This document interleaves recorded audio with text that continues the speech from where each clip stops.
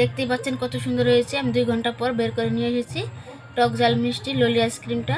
দেখতেই পাচ্ছেন আমি এখানে কত কিছু নিয়েছি হজমেলা, নিয়েছি কাঁচা আমের চকলেট, চিনি, লেবু পাতা আর গ্লাস নিয়ে নিয়েছি চা খাওয়ার, আর তেঁতুল নিয়ে নিয়েছি। আজকে আমি এই উপকরণ দিয়ে ললি আইসক্রিম করে দেখাবো। আপনারা পুরো ভিডিওটা দেখুন, আশা করছি ভালো লাগবে। এবারে আমি হজমেলা আর চকলেটটি গুঁড়ো করে নেব। এবার হজমেলাটি গুঁড়ো করে নিচ্ছি। দেখুন আমি প্যাকেটের ভিতরে গুঁড়ো করে নিচ্ছি। কীভাবে আমি চকলেটটাও গুঁড়ো করে নিচ্ছি। হজমেলার চকলেট সুন্দরভাবে গুঁড়ো করে নিয়েছি। এবার মুখটা কেটে নিচ্ছি।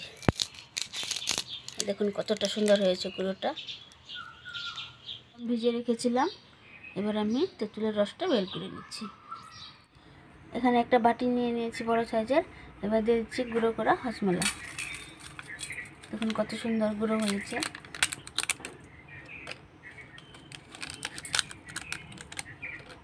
এবারে দিয়ে দিচ্ছি গুঁড়ো করা চকলেট।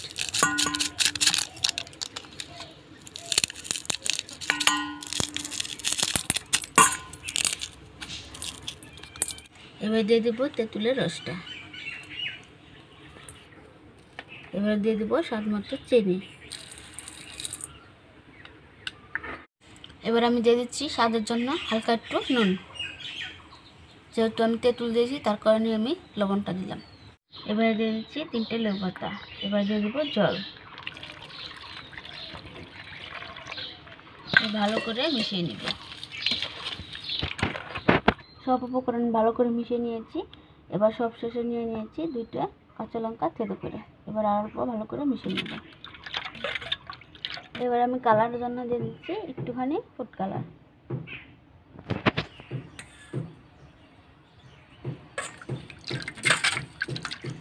এবার আমি 4 কাপটি ট্রের মধ্যে সাজিয়ে নিচ্ছি।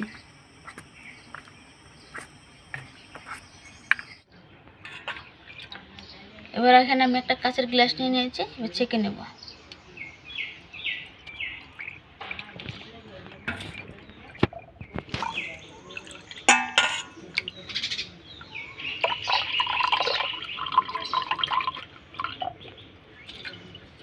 আমি ছেঁকে নিয়েছি। এবার গ্লাসে ঢেলে নিচ্ছি।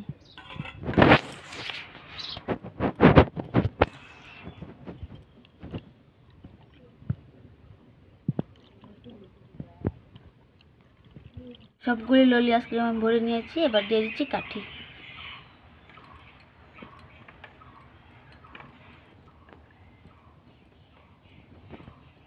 দেখতেই পাচ্ছেন কত সুন্দর হয়েছে। আমি 2 ঘন্টা পর বের করে নিয়ে এসেছি টক ঝাল মিষ্টি ললি আইসক্রিমটা। এভাবে অবশ্যই বাড়িতে খাবেন, মন প্রাণ দুটোই ঠান্ডা হয়ে যাবে। এবার আপনাদেরকে একটা বের করে দেখাচ্ছি। এই দেখুন কত সুন্দর হয়েছে।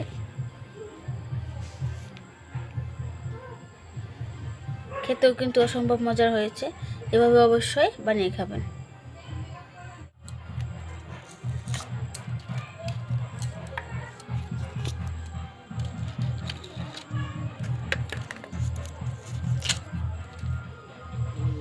কত সুন্দর হয়েছে আমাদের টক ঝাল মিষ্টি ললি আইসক্রিম।